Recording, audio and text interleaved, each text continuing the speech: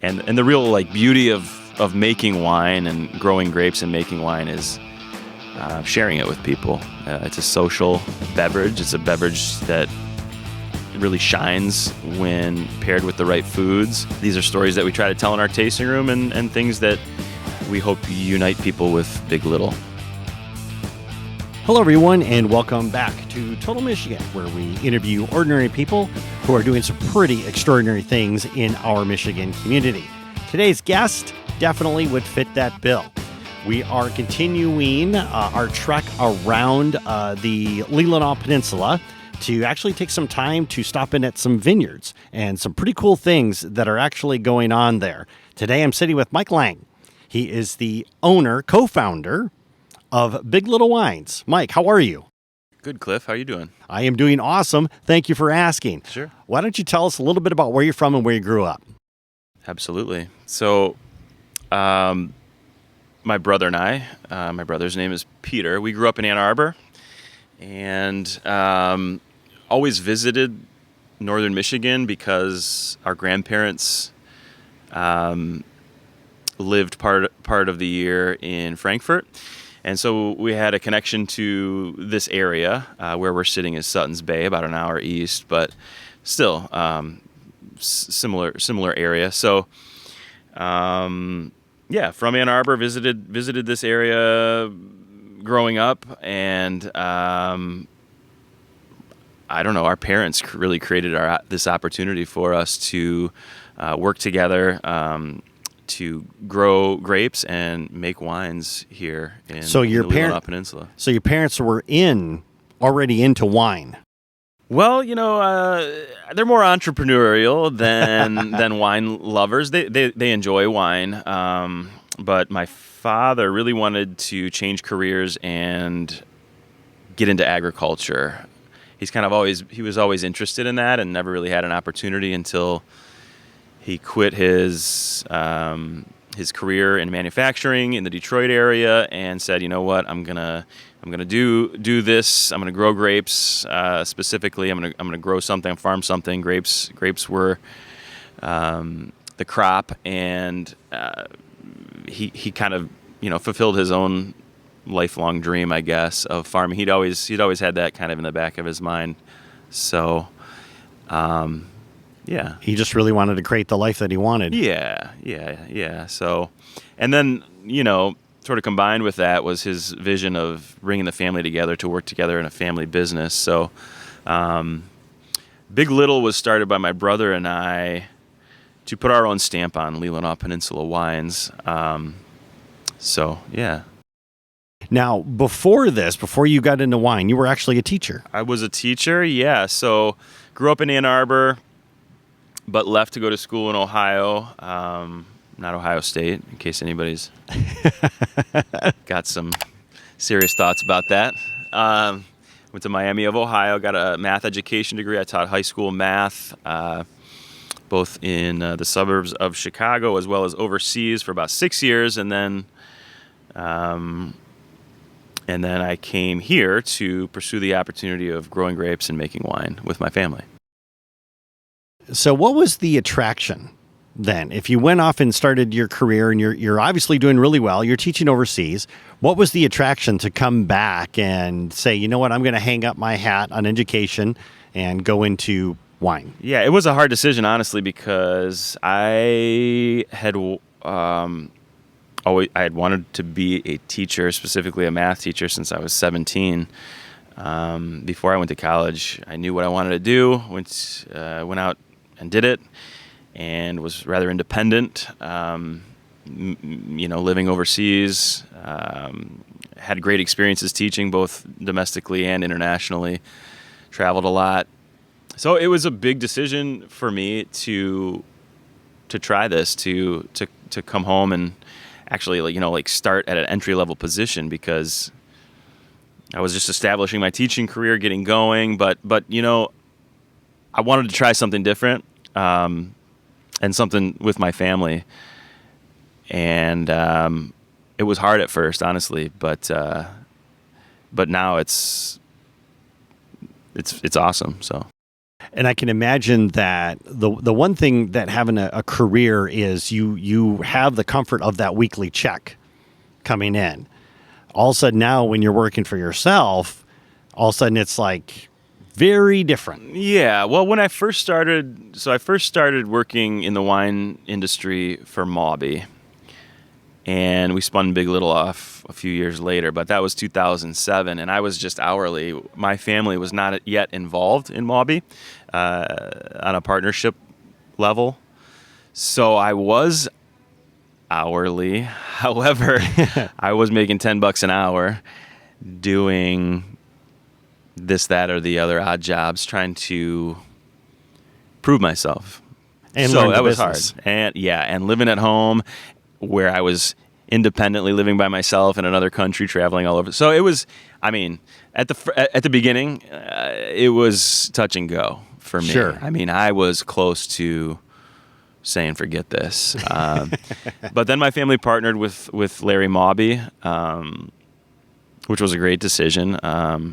He's a real leader and has been for decades in the Michigan winemaking community. So he was a very good person to partner with. He was a very good person to learn the business from. And I slowly was given more opportunities in the cellar, as well as on the sales side, as well as other decision-making freedoms. And it all kind of developed from there. Now, when bigLittle Wines was first formed, right, and you and your brother decided to do this, did you approach him? Did he approach you? How did that conversation go? My brother and I? Yes. So to give a little bit more context, when we first entered a partnership with Larry Mauby on the Mauby business, that was a 7-year deal, after which time he could have taken one of the brands and kind of done his own thing. Ultimately, Larry Mauby decided not to. He decided to stay partners with us, but we were looking at that as an opportunity to start a different brand that would complement Mauby or maybe be its own thing if Larry decided to take, some of those Mauby wines with him and go his own direction. So Right. I think for my brother and I, it was a lot of conversations. And ultimately, it was the desire to create wines that we thought were cool styles from fruit grown in the Leelanau Peninsula. It's kind of like our artistic outlet, and as it ended up, bigLittle, Big Brother, Little Brother, is essentially an extension of really who we are. So it's very easy for us to talk about the brand. It's all the wines are named after childhood memories, so it's really an extension of ourselves, and hopefully some of these wine names or labels or stories or whatever others can relate to as well, like mixtape. A lot of people made mixtapes. Guilty. Yeah. Treehouse, crayfish, dune climb. I mean, these are things we both experienced growing up in Ann Arbor, as well as visiting Frankfurt as kids, and memories that I'm sure other people have had either in northern Michigan or in their childhood. So, yeah, it's an extension of who we are, but it's also like an olive branch for others to hopefully remember those memories as well and connect with the brand in their own unique way. When I pulled up here today, one of the things that I saw up front was a sign that said 10 years. So it's 10 years you guys have been in business. Yeah, it's been a little bit longer than that, but the tasting room itself has been open for 10 years. It's been a little bit longer than that because we started selling bigLittle wines to restaurants and retailers before we opened our tasting room. But Nice. in the winter of 12-13, we converted what was formerly a rental unit, a rental residence, into our bigLittle tasting room. There are certain things you have to make the tasting room handicap accessible, and we had to redo the bathroom, and Sure. just this, that, and the other. But yeah, so it was 2013 that we opened our doors here next to Mawby. So we're celebrating our 10th anniversary. Well, congratulations. Thank you. If I'd known that, I would have brought a birthday cake or something, because this is a big deal. Next time. Maybe Next time. I want to go back and explore something that you were just talking about, because you're relatively, at this time, going back to 2012, 2013, you're relatively unknown, but as you just shared, you were out there selling bigLittle wines to restaurants. So how did you go about, I guess, positioning yourself so when you go in there, you can let these people know, hey, we're producing great quality wines, we're doing it consistently. So if you serve it to your guests, they're always going to have a great experience in a glass. Yeah. Well, we kind of we approached it from the angle of, we're part owners of Mawby. This is our side project, because you'll find this all over the world, where maybe the younger generation or a winemaker that kind of wants to do their own thing might start their own brand, even though they have, a day job that pays the main bills with another brand. They'll spin off their own. So this is pretty common all over the world. We kind of told that story. Like, we've learned how to make wine from Larry Mawby, and we wanted to really get to know those people around the state that were buying and selling wine, because that's what really makes wholesaling your wines work. Right. Our relationships. So, and it was important for us to be pretty well distributed, so that we were a little more visible to the consumer, so that you earn some street cred that way, being listed on a menu of a nice restaurant or featured in a nice bottle shop. So I don't know if that answers your question. But Oh, it certainly does. Somewhat. No, it certainly does. That's great. What I would like to do now is explore, because really coming in, you've got an opportunity to just create any wine that you want. Mm-hmm. So why did you decide to pick those wines? And we're going to talk more about that in the second half of the show. But why did you decide to pick these particular wines to make? Well, first we have to use grape varieties that grow well here in northern Michigan. So we're somewhat limited there. For example, we cannot grow Cabernet Sauvignon or Nebbiolo or Pickpool, or I don't know, grapes like this. We can't grow those here. We don't have enough heat. So we're limited there on the varieties we can grow. And also, one opportunity we have with the bigLittle brand is that if we have excess fruit growing in the vineyards that are designated for bigLittle wines, and what I mean by excess, so we make wine to our sales numbers, and if we have extra, if we have too much fruit, we can channel those grapes towards wines in the Mawby program, and that's pretty unique.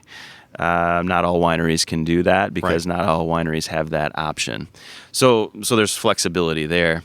But to get to the core of your question, we want to make wines that are interesting to us, that we think will be interesting to others.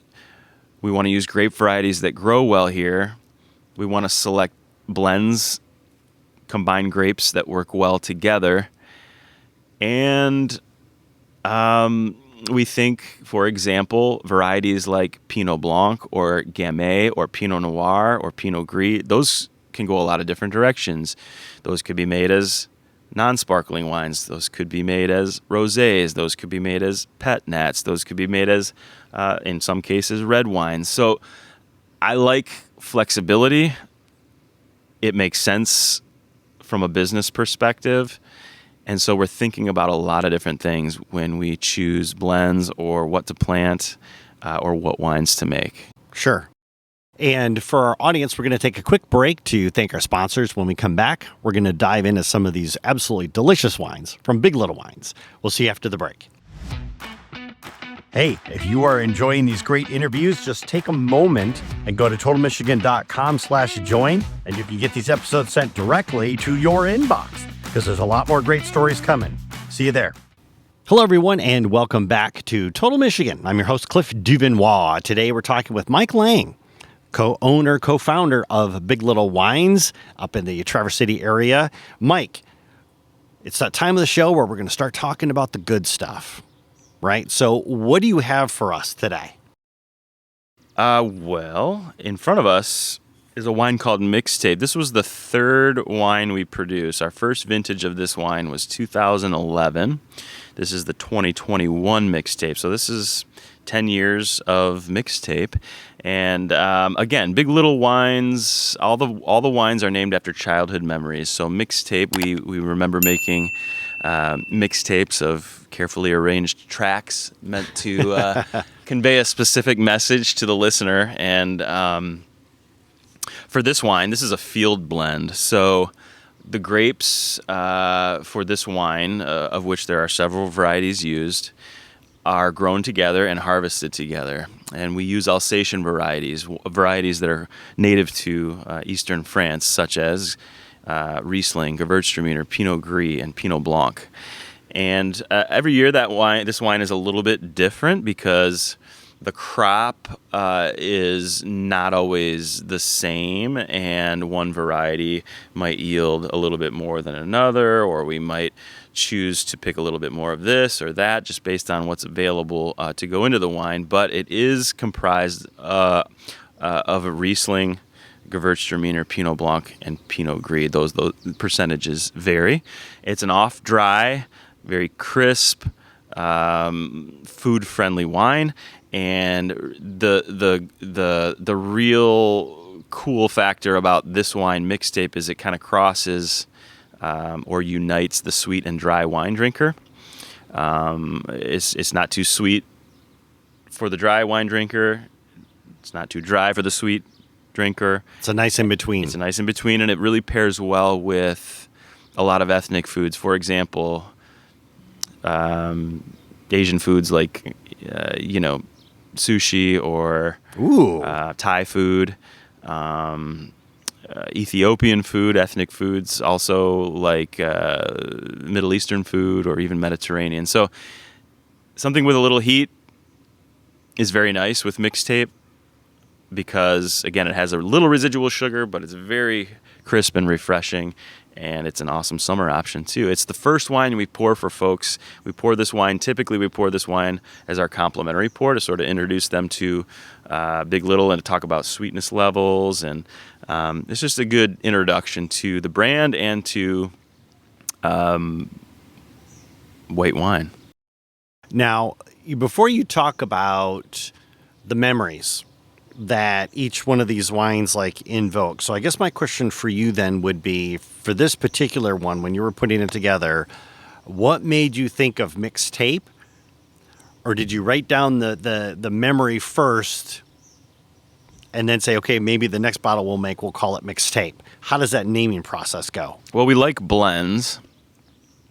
Not all of our wines are blends by any means, but we like blends. So Mixtape, by nature of that compound word or whatever, I mean, it means a blend, a mishmash, a combination of different flavors and textures. So the idea of a mixtape sort of makes one think of a blend, and right. That's what this is, and so it works.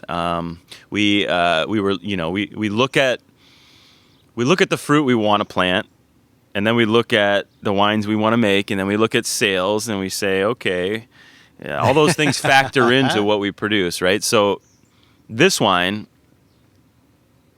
is a product of 4 varieties that grow really well in northern Michigan and work we think pretty harmoniously as a blend. A lot of Alsatian wineries call this style of wine Edelsvicker, which essentially is a blend of Alsatian varieties. If you go to Alsace and you eat the food and you taste the wines, they work really well together. There's a lot of rich foods, like a lot of heavy foods, very German influenced because it's on the border. So these crisp, acid-driven Alsatian varieties, aromatic whites, work with that style of food, and we can grow them here, and the blend works. And it changes. But if you go to Alsace, you'll see Edelsvicker style blends all over the place. Most producers have one. At least Edelsvicker. one. Right. Yeah. Excellent. So this is delicious. Thank you. I'm thoroughly enjoying it. So I guess my next question would be because we're talking about a blend, right? You're bringing all these different grapes together, mixtape. So then my question to you is that when you do this, obviously it's not, let's do 25% of this one, 25%, it could be a mix. It could be 70% with 30%, or maybe, not that, like 70% with 20%, 5%, something. Yeah. How do you find that right balance? So it's predominantly Riesling, so it has to kind of stay that way. Otherwise it loses its essence, in my opinion. So it's predominantly Riesling, and then predominantly what I mean is 50%, and then we layer in different percentages of those other varieties, Pinot Blanc, Pinot Gris, Gewürz. So sometimes the deer eat a lot of Gewürztraminer, and we don't have a lot, so we'll have less in the blend. Sometimes we use Gewürztraminer for another wine called Tire Swing, and sometimes we have to dip further into that block to get more of that. Sometimes we don't make C3 Pinot, which uses Pinot Blanc, so we have more Pinot Blanc. It's just a matter of, again, producing wines based on sales numbers, based on what's working, what's not, and moving grape varieties around between different programs, but also trying to create wines that are consistent in style year after year. So there's constraints, but there's also freedom of creativity as well. Certainly. Within those confines. One of the things that you mentioned before is you talked about how the grapes taste different year to year. You just mentioned probably about a minute ago that, if the deer eat a lot of this grape, ... So there's a lot of external influences that impact the grape. So your 21 might not taste the same as the 22, which is going to taste completely different than the 20. So talk to us about those environmental impacts on the wine. Well, hopefully not completely different, because there are some threads of consistency that we're looking for. For example, in this wine, I'm getting a little white pepper, grapefruit. That's kind of that's mixtape. Like we can adjust that subtly, but that's kind of like the core of the flavor that we're looking for.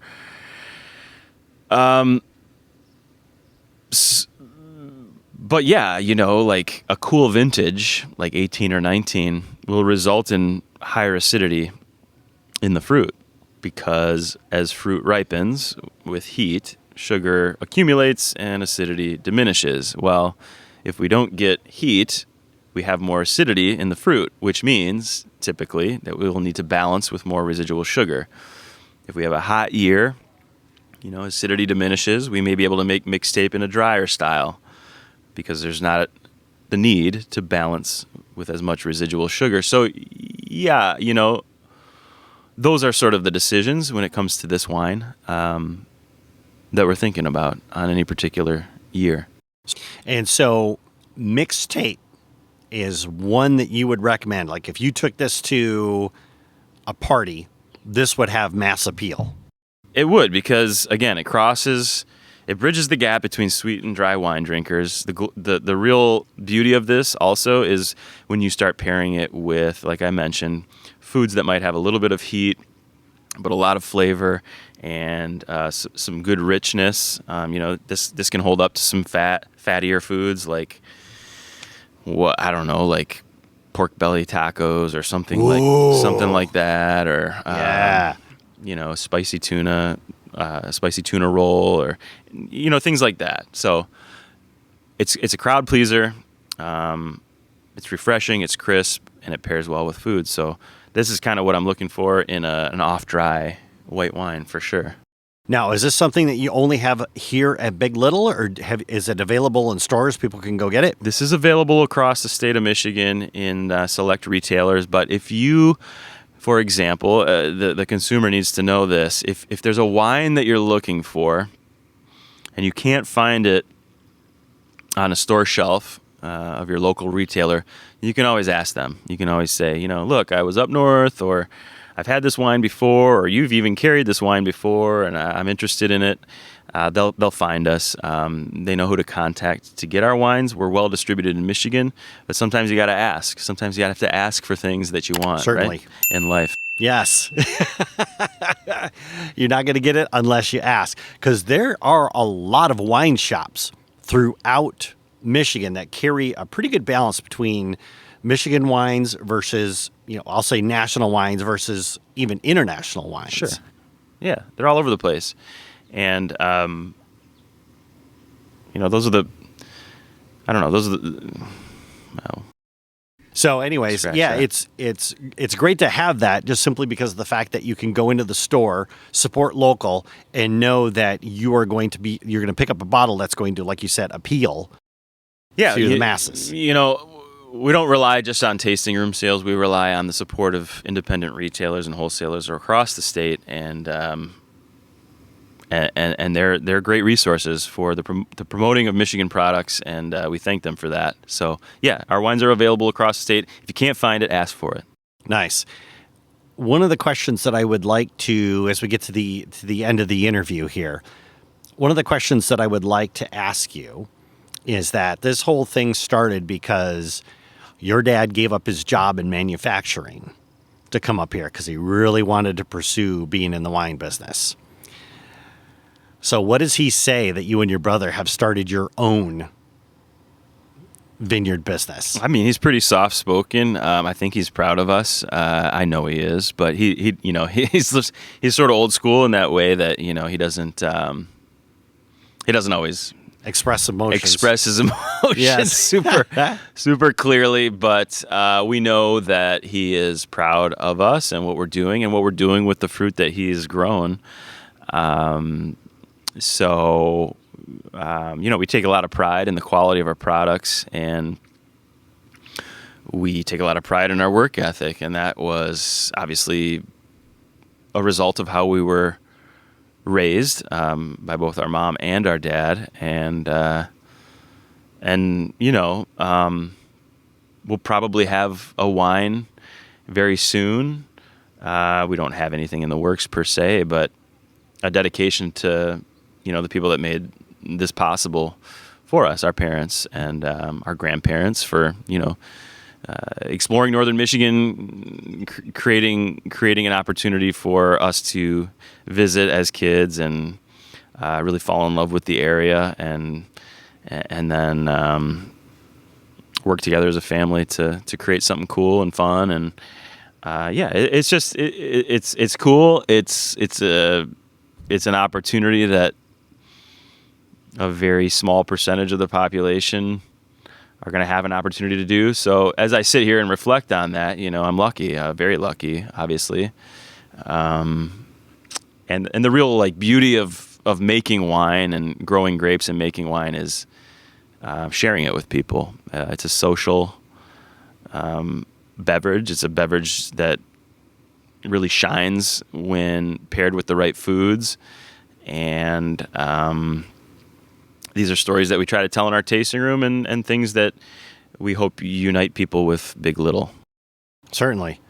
Speaking of uniting with bigLittle, if somebody is listening to this interview and they want to connect with you, they want to find out what bigLittle's going on, maybe they want to stop by your tasting room, what's the best way for them to do that? BigLittleWines.com is... those are the coordinates for our website. And we're located in Suttons Bay, 5 miles south of Suttons Bay, 2/3 of the way from Traverse City to Suttons Bay. So that's where our tasting room's located. But yeah, BigLittleWines.com. And again, if you can't find our wines on a store shelf, ask the retailer to bring it in, and thank you for your support. Excellent. And for our audience, you can always roll on over to totalmichigan.com, click on Mike's interview, and find the links that he mentioned up above. Again, Big Little Wines mixtape. Definitely check it out. We'll see you again next week when we talk to another Michigander doing some pretty extraordinary things. We'll see you then.